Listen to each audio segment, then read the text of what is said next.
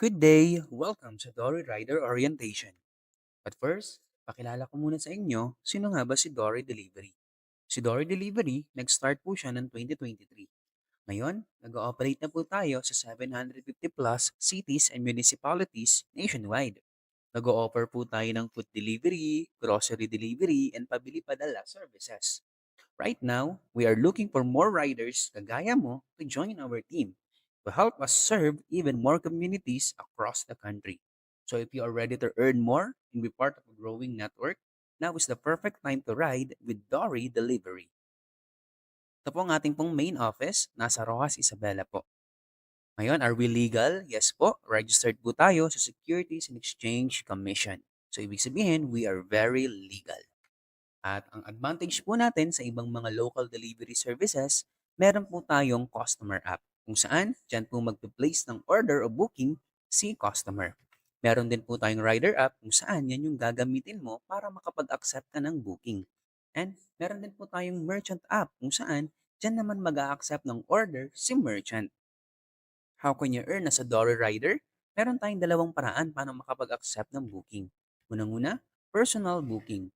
Ikaw ang nagpa-install ng mobile app sa customer. Pag na-accept mo to within the 5 minutes priority window, you will get 100% ng delivery fee. Example, nakapag-accept and deliver ka ng 15 personal bookings daily. Ibig sabihin, meron kang 450 bookings per month. Times 50 pesos, average delivery fee, meron kang 22,500 commission on delivery. Sa'yo na po yan, 100%. Plus, customer tips. Pangalawa, community booking.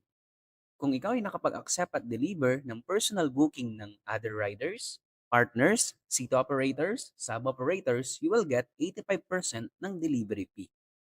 For example, nakapag-accept and deliver ka rin ng 15 community bookings daily.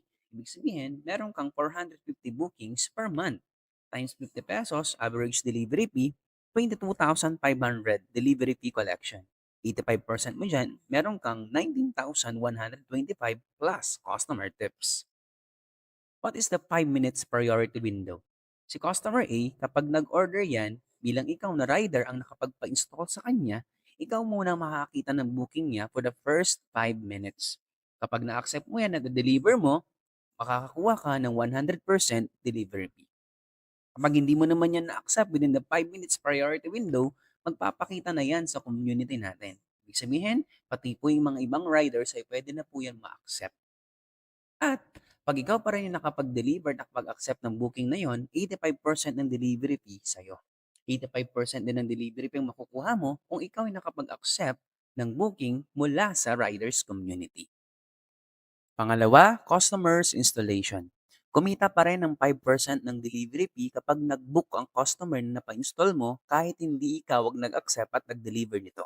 Example, nakapagpa-install ka ng 5,000 applications nationwide. Yes po, pwede ko pong magpa-install nationwide. So kahit nasa Luzon ka, nakapagpa-install ka sa Visayas, nag-order sila doon, may 5% ka pa rin. So times 50 pesos, average delivery fee, 250,000 delivery fee collection. Times 5% na share mo, 12,500 monthly passive income. Ang good news, what if hindi lang siya isang beses nag-order? What if may mga nag-order dyan ng 2 beses, 3 beses, 5 beses?